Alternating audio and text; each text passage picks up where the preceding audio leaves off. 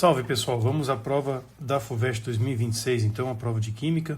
A primeira questão, ela apresenta o texto do óxido de cálcio, também conhecido como cal, tem diversas aplicações, sendo muito importante do ponto de vista econômico, além de ser uma das principais matérias-primas na produção de aço e cimento, é também utilizado na agricultura para a correção das condições do solo, diminuindo a sua acidez. Esse óxido é produzido pela decomposição do calcário, que tem como produto o CO2. Escreva a reação entre cal e água, que explica seu uso na alcalinização do solo. É a reação de hidratação de um óxido, gente. Matérias de inorgânica. É um conteúdo um pouco chato, porque é uma decoreba só. Então, temos um óxido derivado de um metal, que é o cálcio. Quando ele é hidratado, vai gerar de fato o hidróxido de cálcio. Caso fosse CO2, por exemplo, já seria um óxido ácido. Então, bem decorado, não tem muito o que dizer.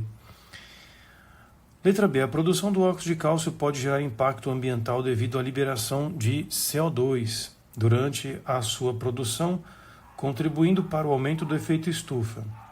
Considerando que a produção anual de óxido de cálcio a partir de CaO é de 1,12 kg, qual a quantidade de CO2 em quilograma liberada anualmente para a atmosfera? Então, nós temos uma quantidade de óxido de cálcio, que, muito cuidado aqui no texto, né? Considerando que a produção anual de óxido de cálcio a partir de CaCO3 existiu aqui uma sacanagem que eles fizeram, ou seja, descreveram por extenso a informação referente à massa e colocaram a fórmula molecular do reagente que gera o óxido de cálcio. Num primeiro momento eu me confundi, fiz aqui carbonato de cálcio como sendo responsável por esta massa toda, onde na verdade era óxido de cálcio. E uma reação aqui era cobrada, essa calcinação. Então na letra B, o carbonato de cálcio vai sofrer esse processo de calcinação, formando CaO mais CO2. E aqui nós temos esta massinha, né, de 1,12 kg. Bom, pelos dados da tabela, ou pelo menos no DOT, a DOT que ele fornece, que não tem tabela periódica, você poderia descobrir 56 gramas de cálcio e oxigênio, né, 40 mais 16, e 44 gramas, que é a massa de 1 mol de CO2, 1 vezes 12 e 32 do oxigênio, 44. Aí você poderia trabalhar com, inclusive, notações científicas mais convenientes, deixando sem vírgulas aqui no caso, e efetuando o cálculo, que a rigor não parece que vai dar um número muito feio. Isso tudo, meus caros, já vai dar resposta em quilogramas, visto que nós temos a proporção massa-massa, massa em massa. Então, 112 vezes 44 dividido por 56, 88 redondo, 10 a oitava. Portanto, 8,810 a nona quilogramas de CO2. Beleza? Bem tranquilo, nada demais, apenas recordações aqui de estequiometrias. Na letra C, existe um centro na USP, cuja pesquisa visa encontrar formas de minimizar o impacto ambiental da liberação do CO2. Uma das maneiras de realizar essa minimização é utilizar o CO2 para gerar materiais de maior valor agregado. Do ponto de vista químico, para que isso ocorra, são necessárias estratégias para aumentar a reatividade do CO2. Aqui começa já a pegadinha, gente. Aumentar a reatividade.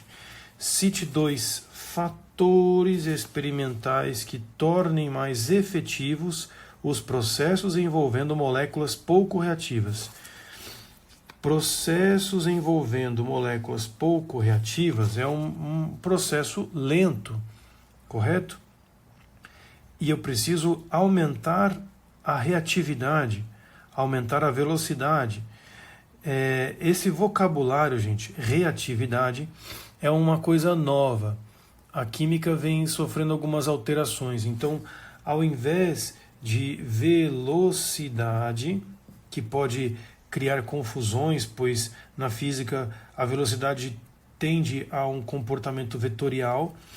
A química está trocando esta palavra por reatividade. Esta palavra reatividade, inclusive acho que o símbolo, não sendo mais velocidade, e sim um Rzinho, vem sido abordado mais essa discussão. Então a FUVEST já está se adequando, digamos, à discussão atual dos nossos problemas cinéticos. Então, reatividade, não mais velocidade, gente. Se fosse usado o vocabulário antigo, seria muito intuitivo. Vamos fazer a leitura. Do ponto de vista químico, para que isso ocorra, são necessárias estratégias para aumentar a velocidade do CO2, velocidade de reação.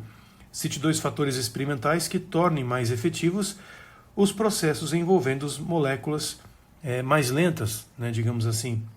Então, a resposta, gente, gira em torno desse conteúdo. Quais são os parâmetros que nós fazemos em experimento? Bom, o primeiro deles é aumentar a temperatura. Aumentar a temperatura. E o outro poderia ser, no caso de um gás, aumentar a pressão, mas utilizar um catalisador é a palavra mágica quando o assunto é velocidade de reação. Só que agora você tem que ficar esperto, meus caros. Quando falar de reatividade, você precisa associar a velocidade. E aí essas palavrinhas mágicas são essenciais nesse assunto. Então era uma questão meio complicadinha, porque demanda um vocabulário novo da ciência da química. Mas a questão bem rápida, não?